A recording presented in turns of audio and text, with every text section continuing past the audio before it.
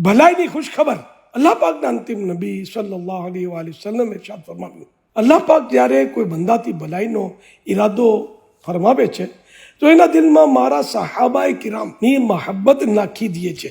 સુબહાનલ્લાહ.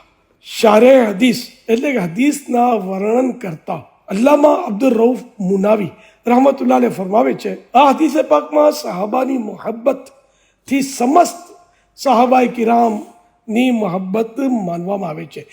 એટલે સુધી કે જો કોઈ વ્યક્તિ અમુક સહાબાએ કિરામથી તો મોહબ્બત રાખે છે પણ અમુક વિશે અદેખાઈ અને નફરતની લાગણી ધરાવે છે તો એવી વ્યક્તિ આ ખુશખબરમાં દાખલ નથી.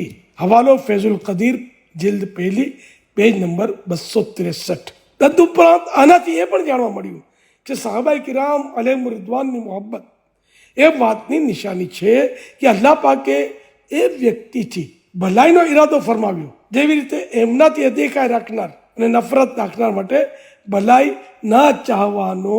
હવાલો અત-તયસીર દિલ મુનાવી જિલ્દ નંબર 1 પેજ નંબર 66. नमाज पढ़िया करो, मदनी चालन धोया करो. सल्लल्लाहु हबीब सल्लल्लाहु तआला अलैहि मुहम्मद.